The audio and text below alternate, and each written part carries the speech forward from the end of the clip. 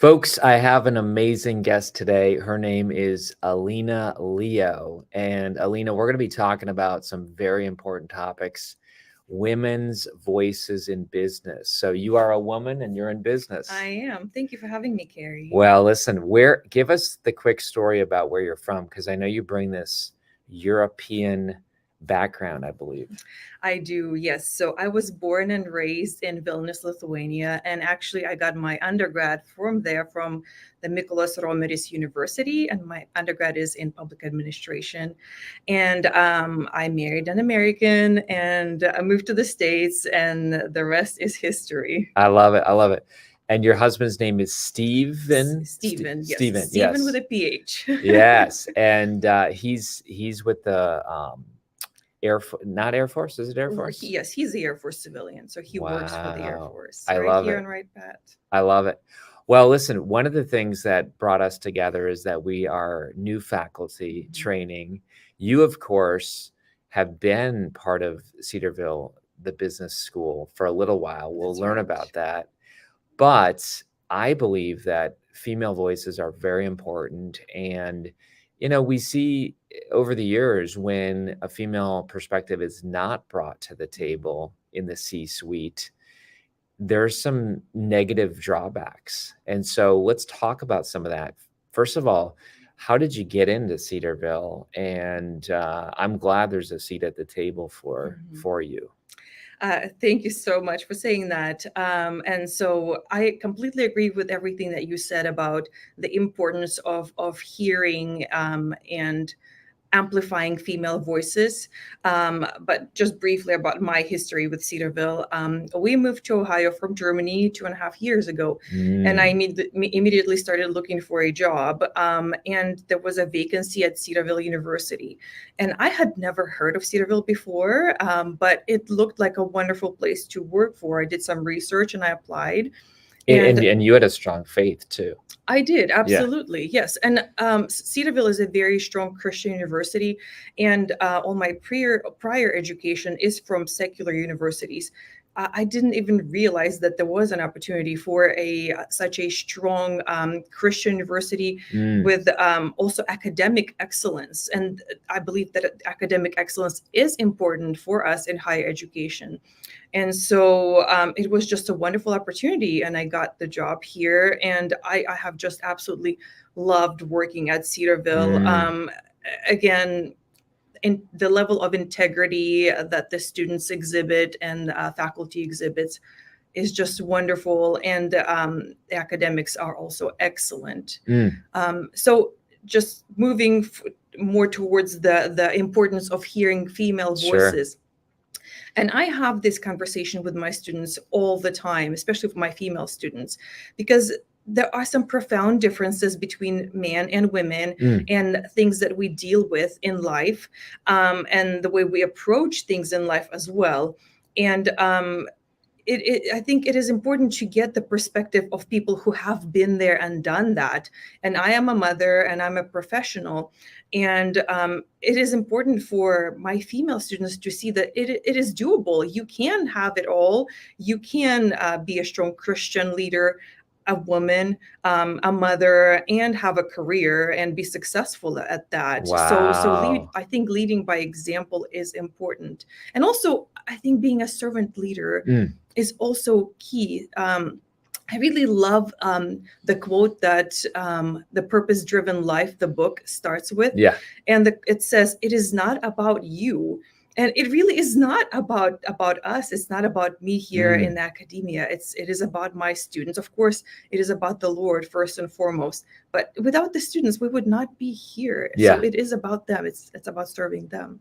Well, listen, we're going to get into some edgy topics today because I have a lot of thoughts about this. I mean, I'm married to a strong woman, Kelly, and she's a counselor, and she brings talents to the family that I know that I can't do. And then there's other talents that I bring into the family that she probably would say she can't do as well. So I do think the male-female together really provides a strong force. But let's talk about this for a moment, because I've read things on social media that basically say, if a man does certain actions and behaviors, it's positive. Mm. But if a woman would act the same way, she'd be called a bunch of bad names. But let's talk about that for a moment, because when I, as a guy, see a female leading who is, I'm just going to use major stereotypes here, okay? Because I think it helps people get there faster. So if I see a female who's like way over the top alpha male energy, I'll say this: I'm turned off, but I'm also turned off if a guy has that. You get what I'm saying? I do. So to me, it's not as much.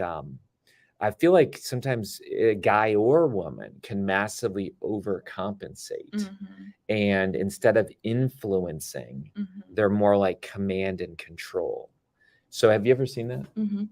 I have not dealt with that personally. I have not received a backlash from other people, for myself personally, and maybe it is because you aren't like that. I'm not like that. But yes, but I have seen people like that, both men and women, and I have heard people say that if it is a man overcompensating in those ways, it is more socially acceptable compared to a female. Yeah. And she is perceived to be, Right. all these negative connotations with her behavior. Yeah. So I have heard that. Yes. Yeah.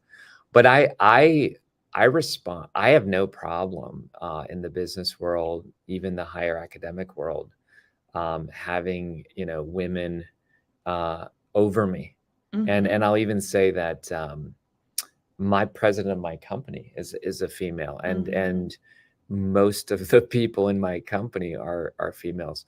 But what I do struggle with is the lack of servant leadership, regardless of the gender. And I got to give Alina huge props, because I'm not even going to say who was in the room, doesn't matter. But, there was a setting a few weeks ago where I was like, I rarely get rattled. You know what I'm saying? I'm pretty chill. But there was a meeting where I just felt like, what is going on? Like we weren't making progress. And I'm a big like, what's the plan? Let's take action. We don't have time to waste, because I think time's so important. And someone was in the room, and they were just, in my opinion, they kept going round the barn, and you handled it so well. You handled it so well. In fact, I was like, oh my gosh, this is the fruit of the spirit, patience, right here. So let's talk about that. Is that a gender thing, or have you just been able to excel in that area? So I do not think it's a gender thing. I think it's a perspective thing. You just think Kary was impatient. No. For me, it's about resolving the issue. Yeah. And so I will strive to find a way to resolve the issue where every party will walk out, at least as far as I can do that, walk away content. Yeah. So reaching that resolution, not focusing on the personal or on the negative that the person might bring, and that person, any other person might have their own perspective and their own frustrations. So I tried to lead with empathy. I tried to deal with situations from the point of empathy, and try to see where the other person is coming from. So I do not think that it is gender specific. I just try to focus on the resolution, and in that particular situation or any other situation, pushing back would not have been productive or conducive to the resolution. So sometimes, in the sake of time, we could be like, well, gee, I just want to button this thing up. But to button this thing up may cause relational damage, and the bigger that would take more time. Right, absolutely. And the bigger picture as well is that you will be dealing with that person or those people again. And if you build a good relationship with them immediately, it will be easier to deal with any potential issues that arise in the future as well. I've heard this. I've heard that, as I've been out in the business world now for a while, I've heard, guys can just, I'm not saying at Cedarville here, but this quote is, guys can just yell and scream at each other, cuss each other out, and then leave the meeting and they're friends. because it was for the sake of the Mhm. business, but then females don't have the same approach. Now, what do you think about that? Is that inaccurate? Is that true? What do you think? I think it is inaccurate. Because I have, been in situations or worked with men as well, where it disrupted their relationship, where when they got into it, if you will, in those like more aggressive ways. So I think regardless of gender, it makes sense to approach the issue at hand with the grace and just trying to resolve the problem and without the aggressive element to it. So we it can maybe- bring our faith right. into the business place. I mean, we can exhibit humility. Oh, we absolutely. I think it's a must. I think it absolutely is a must. I think if you are coming in the business arena from the place of arrogance and I'm not sure what the word is, Unteachability. Right, exactly. I think good things do not happen in those Yeah. areas. No, that's great. So let's talk about this. What do you think of women having a stereotype of there being drama? Do you think that that's inaccurate? I know some people that have offices and they might say, you know what?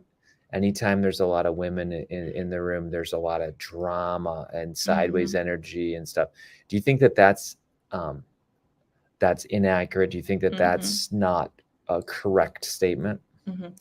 Unfortunately, I have heard that stereotype perpetuated time and time again, and I believe it is just that. It's a stereotype. I do not think that women are drama any more than men are drama, or any less than men are drama. I really think it depends on your personality. And even here, we work with so many women.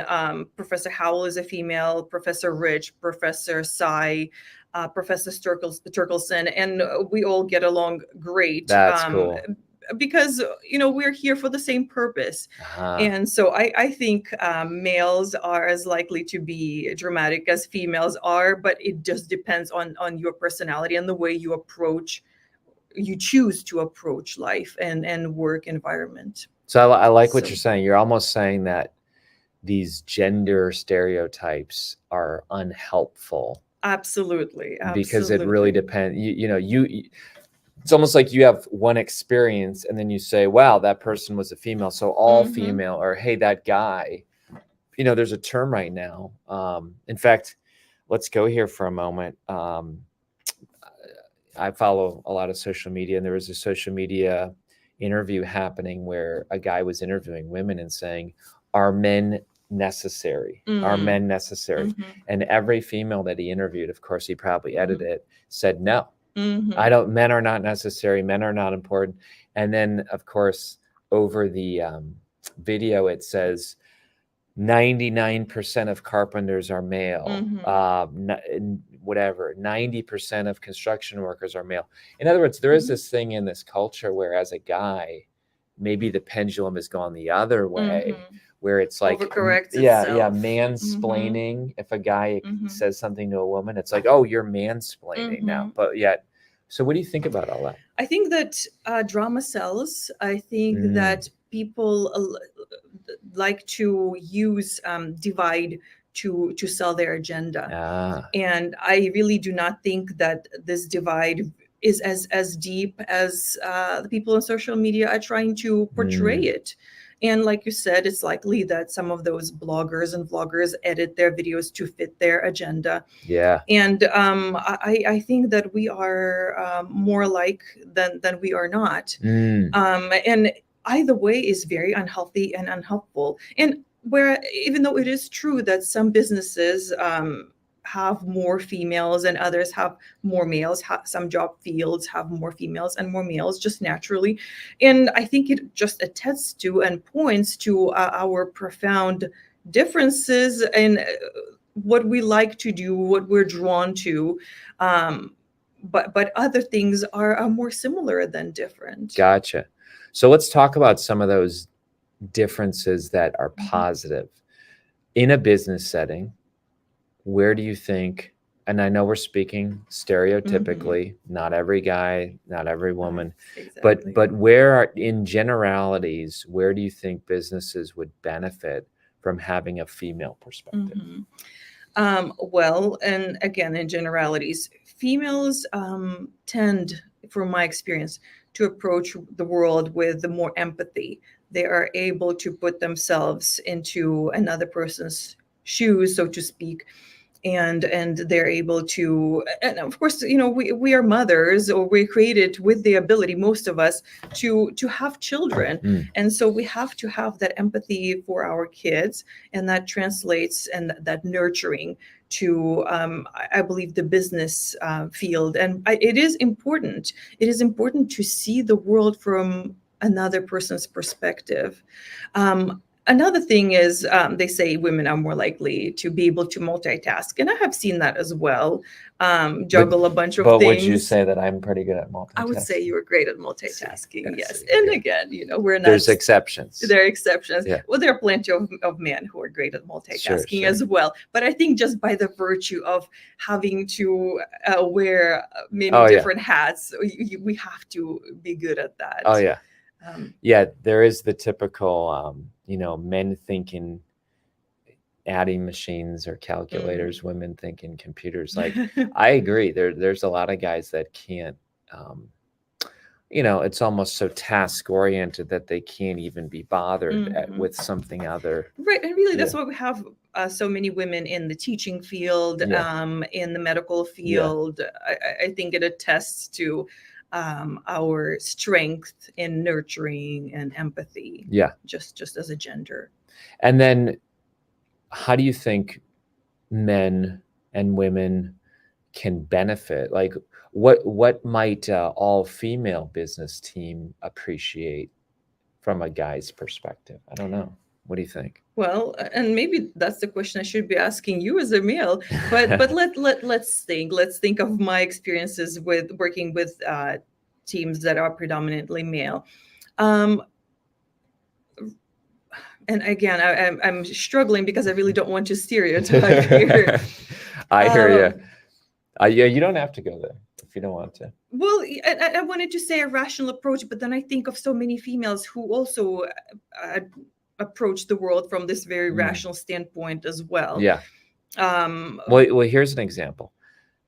Regardless of gender, I've walked into rooms where the outcome is not stated. The decision is not made.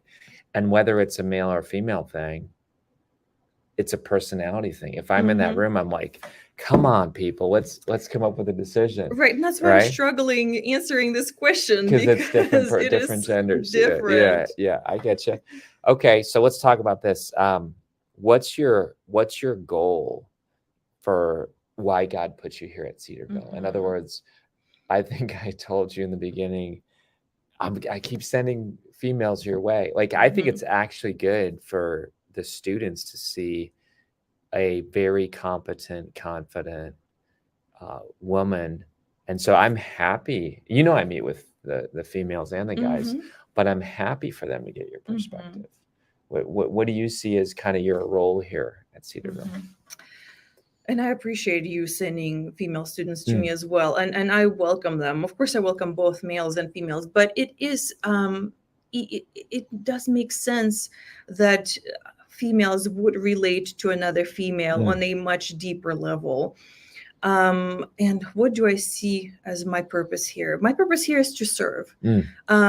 We are here for our students. I am here for my students primarily. We would not be here without them.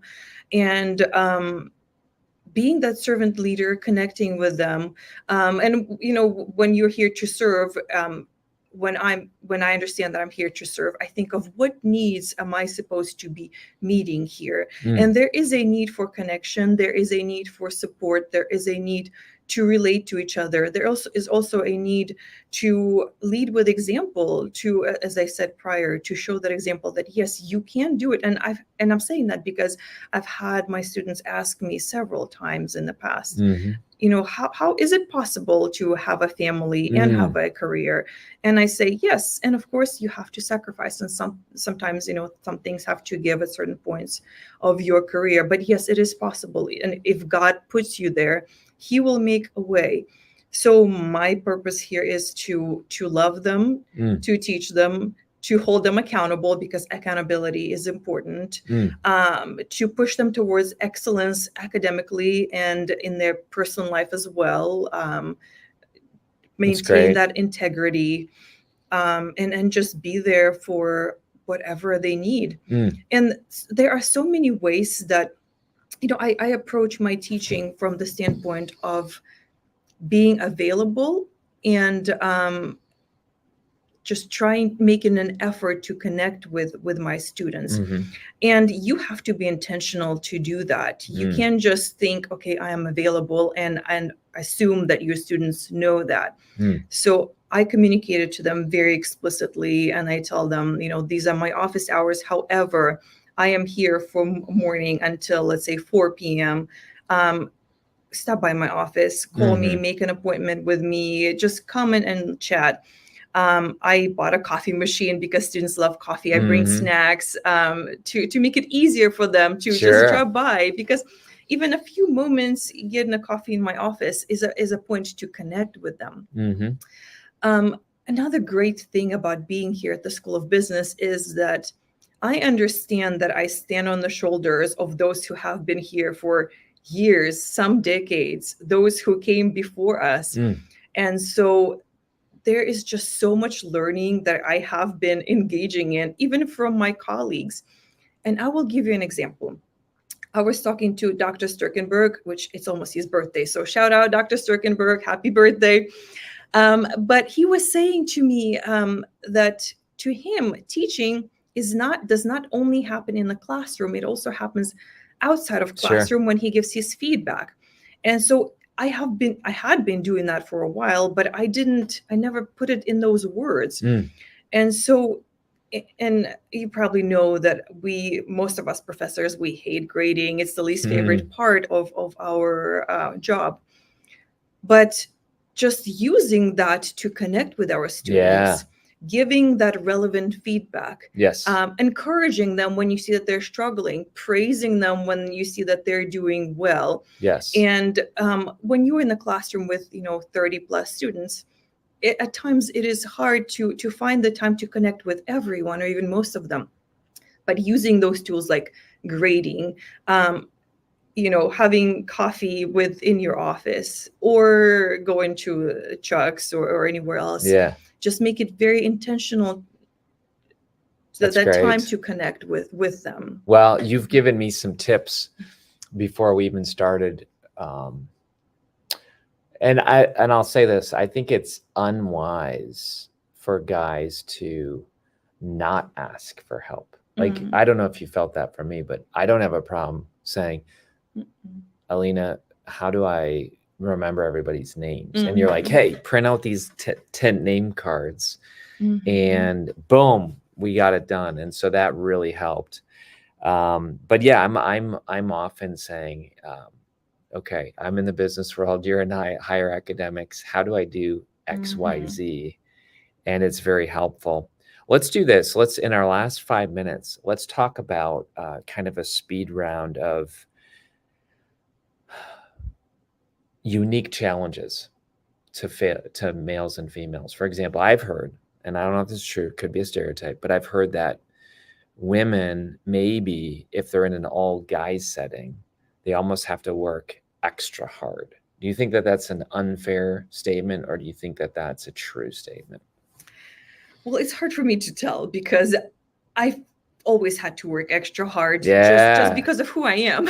That's right. So you're like that. I am like that personally. I'm very driven. I work hard. I work on weekends because I enjoy doing that. And so I never experienced the other side where I had to work I felt like I had to work even harder because I already work hard. I've heard people say that before, but maybe that's a maybe personality thing too. maybe it is a personality thing. Yeah, I think so. I mean, I think that if it's a guy and he's slacking, or a girl and she's slacking, it's the same thing. Like, it's a person. I So agree. maybe we use these gender things sometimes as a crutch To simplify life instead of Yeah. actually thinking and trying to get to know people and trying to understand the complexities of the world. Yeah. We try to simplify, and of course we hurt people when we do that. Interesting. Okay. So what would you say to a female who's watching this, who's not at Cedarville yet, or maybe it's a mother and she's thinking of her daughter going to Cedarville, or a dad, or whatever? In other words, someone who might be a prospective student and be thinking about, can I do business and be a female? What would be a statement? And the statement would be absolutely wholeheartedly, yes, you can do business and be a female. We need more females in business. God puts us in places for a reason. He gives us talents for a reason. And if you feel that this is your talent to be in the field of business or management or accounting, in a variety of subjects that we teach here, you are welcome here. We love you. We have females who will mentor you, myself included, male professors who are wonderful as well. And so you are welcome here. You have so many talents that we need. And the academic excellence is here. You will be loved, you will be challenged, and you will develop the talents that the Lord has given you. I love it. We've got about 3 minutes left. So what's next for you? I hear that you're thinking of another degree. What are some thoughts? Yes. So I am a huge believer in lifelong learning, and my next step is a PhD. I would like to specialize. I would also like to give back to the academia and my field. So I really I'm eager to do research. So more education and giving back to the academia. Those are my next steps. How many kids do you have? I have 2 kids, 2 boys. Two boys. Yes. Interesting. So what do you hope your boys say about you as they think back to their mom being a business professor? I hope that my boys will think and will say that I led by example, and I followed the Lord where he led me to be, and did my absolute best. Just my finishing words. Yeah. I once heard a speech, and I do not remember who the speaker was, and his main point was, he said, we need to die empty. And I really... Todd Henry. Okay. Yeah. So, and I love that idea, because we are not going to bring anything to the grave with us. So it is important to give and invest everything that God has given us, has endowed us with. Just give it away, invest in other people, and die empty. I love that.